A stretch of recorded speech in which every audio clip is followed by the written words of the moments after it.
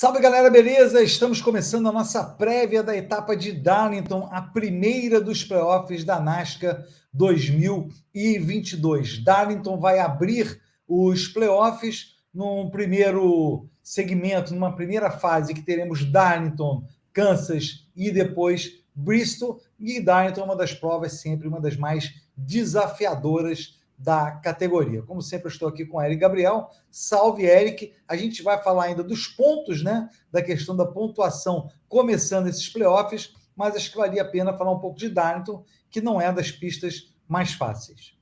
Exatamente, Sérgio. Bom dia, boa tarde, boa noite para quem está nos assistindo.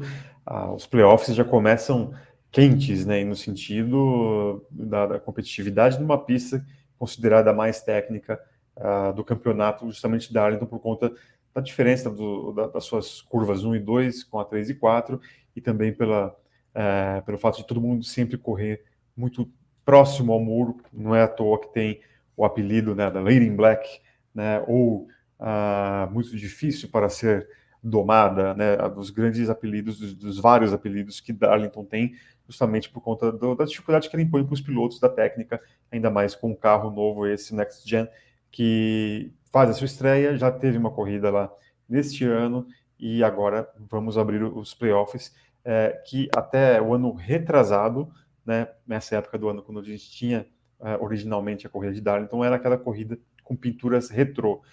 E aí a NASCAR, desde o ano passado, que colocou Darlington abrindo os playoffs e colocando novamente 2 corridas em Darlington no ano. A primeira corrida de Darlington fica com foco nos carros retrô e agora fica com foco também na importância dela, que é justamente a abertura dos playoffs, não necessariamente, mas a gente vai ter alguns carros retrô, mas também nada muito espalhafatoso como foi na corrida anterior. Exatamente. Não é o mote, não é o assunto da corrida. A NASCAR, e acho que, a meu ver, sabiamente escolheu a primeira prova do ano para as pinturas retrô, porque você tem o atrativo das pinturas retrô na primeira prova do ano, e nessa segunda prova, evidentemente, é a prova que abre os playoffs. Para quem não sabe, uma vitória em qualquer uma das provas dos playoffs significa avançar para a fase seguinte. Então, obviamente, uma vitória em Darlington é muito importante. Ano passado, o Denny Hamlin foi o vencedor desta prova, evidentemente com o carro antigo, né? Não é o Next Gen, mas o Denny Hamlin é o piloto que tem o maior número de vitórias em Darlington entre os pilotos ativos. E eu não sei, Eric, você colocaria ele como um dos favoritos? E quais seriam os seus favoritos para a prova? Certamente o Denny Hamlin é o cara a ser batido em Darlington. E um dado interessante, né, Sérgio, na hora que a galera for pensar nas apostas do nosso bolão, a Chevrolet não vence em Darlington desde 2014, né? Então nós tivemos no começo desse ano, em maio, o Joey Logano vencendo, depois a Toyota ano passado, depois Ford, Toyota. A última vitória da Chevrolet foi com o Kevin Harvick em 2014. Então faz muito tempo que a Chevrolet não vence em Darlington, o que pode ser uma boa notícia, uma má notícia, né? A boa notícia, né, por conta do carro novo, você talvez o retrospecto na pista com os carros antigos podem ser talvez mais importantes, e nesse que o carro novo tá todo mundo ainda descobrindo muito ele, pode ser que a Chevrolet possa se aproveitar pela boa fase que passa dentro do campeonato e quebrar esse jejum.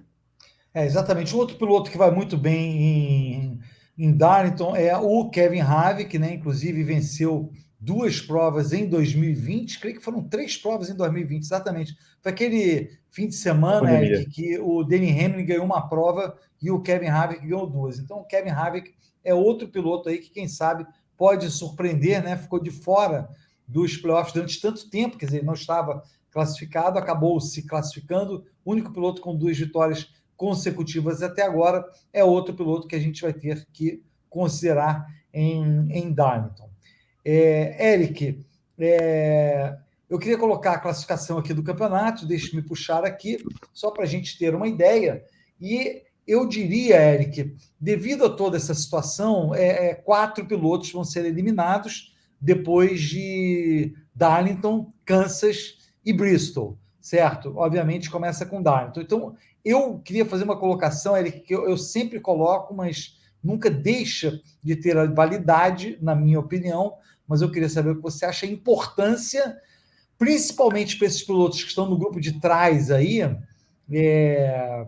Austin Dillon, Alex Bowman, Cindric, Daniel Soares, Briscoe, Kyle Busch, enfim, pela ordem, por esta ordem, evidentemente está tudo muito apertado, mas de não ter um mau resultado, porque um mau resultado fica difícil depois de você recuperar. Por exemplo, o Chase Elliott, se ele perde 20 pontos na prova em relação ao Ross Chastain, ele vai estar com a mesma pontuação que o Ross Chastain. Mas se um Austin Dillon, se ele perde 20 pontos em relação ao Alex Bowman, na verdade ele vai ter que, digamos, estar comparado com o Briscoe, né? Digamos, com o 12º, que seria o último piloto que entraria. Então ele vai ficando mais atrás. Então, acho que mais importante, o meu ponto é o seguinte, Eric, resumindo, me compliquei. O mais importante é você, para essa galera que está atrás, não ter um mau resultado e tentar ter um resultado consistentemente bom. Claro, se der para partir para a vitória, avança para a fase seguinte e aí não tem discussão. Obviamente, essas 3 corridas, começando com Darlington, você vai ter pilotos com problemas. Isso aí é natural. Pilotos com um acidente, um pit stop errado, uma punição na última parada da corrida, e aí isso vai significar uma soma baixa de pontos, né? E é interessante que do Chase Elliott até o 16º colocado são 35, o Austin Dillon, né? São 35 pontos de vantagem. Talvez o Chase Elliott é o cara que esteja mais... Não, ele está mais tranquilo, ele pode, talvez seja o único que tenha direito de errar para valer em uma das 3 corridas, que aí mesmo assim ele vai estar em boas condições ainda de classificação. O resto, Sérgio, a partir do 2º colocado, se acontecer alguma coisa, uma corrida ruim, uma desclassificação, não vamos também descartar essa possibilidade, certamente vai ficar numa situação muito difícil para se classificar.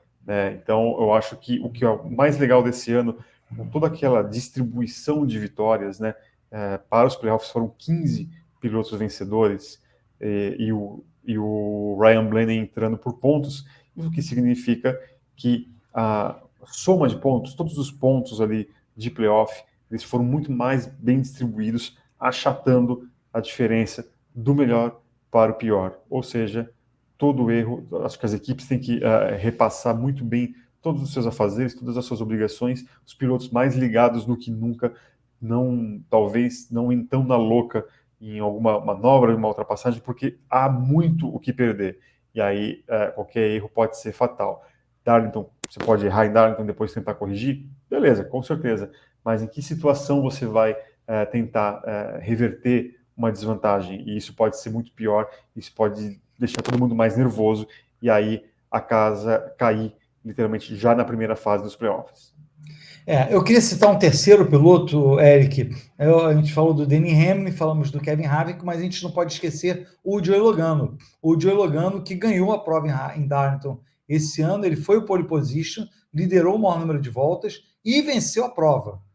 Então, assim, é um piloto que... E com o Next Gen. Portanto, na realidade, é o único vencedor em Darlington com o Next Gen. Então, a gente vai ter que prestar muita atenção aí no Joey Logano, que pode vir a ser um fator nessa prova, né? O Joey Logano, que terminou muito bem em termos de pontuação, ele terminou em 2º no campeonato por pontos corridos. Na tabela, ele é o 2º também, com 2025. Então, assim, é uma prova que pode, sei lá, ser usada aí pelo Logano para simplesmente selar a passagem dele para o Round of 12, para os 12 que irão para a fase seguinte.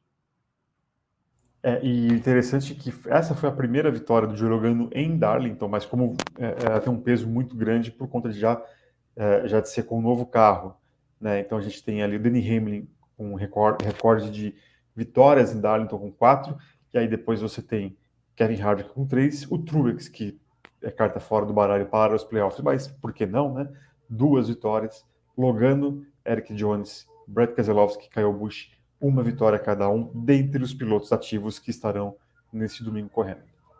Eu diria até, e você lembrou bem, que o Truex, aliás, todos os pilotos continuam disputando o campeonato, mesmo os que não estão classificados, continuam lá e lutam por posições. E eu diria que se o Truex ganhar, vai ser trágico. Trágico porque ele ficou de fora dos playoffs e vai ganhar logo na primeira prova dos playoffs. Mas, evidentemente, seria a vida, nada a fazer. Mas só você que mencionou o Truex, eu nem estava pensando no Martin Truex Jr.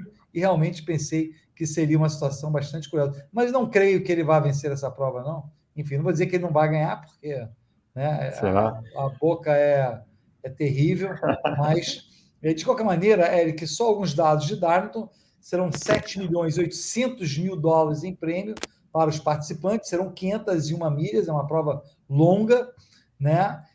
Serão 367 voltas, primeiro estágio até a volta número 115, segundo até a volta número 230 e o terceiro até a volta número 367. Serão, inclusive, estágios, Eric, diferentes dos estágios que tivemos na primeira prova em Darlington, que eu acho bem interessante essa decisão da NASCAR.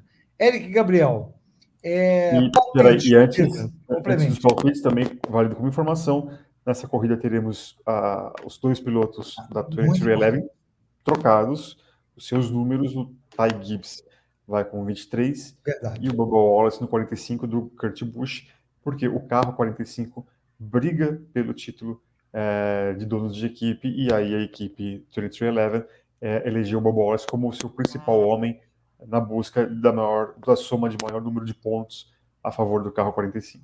Muito bem lembrado. Qualquer coisa, veja o detalhe no www.canalnapista.com. Então veja o nosso Free Pass, o programa que a gente fez na quarta-feira, que a gente também fala sobre isso. Foi o segundo assunto que a gente tratou no Free Pass. No primeiro, a gente deu uma prestação de contas dos palpites que a gente deu no início do ano. Também vale a pena dar uma conferida se você não conferiu, mesmo que não veja o programa todo, ver aquele iniciozinho para ver o que a gente acertou e o que a gente errou. Falando em errar e acertar, Eric Gabriel, palpite. Se eu tenho o meu, tá fixo, quer que eu dê primeiro ou você prefere dar primeiro?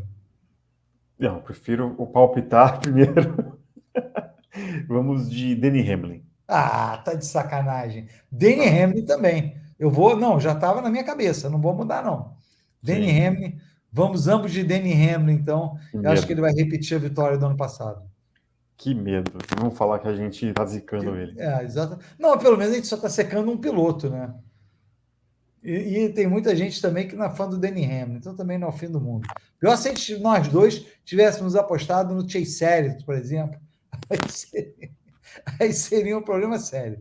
Mas eu acho, falando em Chase Elliott, acho que também é uma grande força. O Chase Elliott está numa fase excepcional e a gente já falou sobre isso, aparece como um dos favoritos para ganhar esse título, sem dúvida nenhuma, é o favorito, né? Não sei se você concorda com isso, Um mas doce. Eu acho que dois, tem um fator Chevrolet, como eu falei, para mim é muito estranho, né? Um carro da Chevrolet não vencer há tanto tempo assim, mas eu acho que o Hamlin, ele pegou. O Hamlin, você pode criticá-lo de várias formas. Para algumas pistas, ele pega a mão, né? Darlington é uma delas. Daytona 3, Daytona 500, estava muito bem na Daytona 400. Pocono também, ele vai muito bem. Pocono vai muito bem. Então, em algumas ele vai muito bem. Obviamente, não dá para ir bem em todas, mas Darlington eu acho que dá para confiar um pouquinho mais nele. Por isso, vai levar a nossa fé de que vai vencer para a gente subir no bolão, Sérgio. É isso aí. Valeu, galera. Grande abraço e até segunda-feira no Trocando Tinta. Valeu!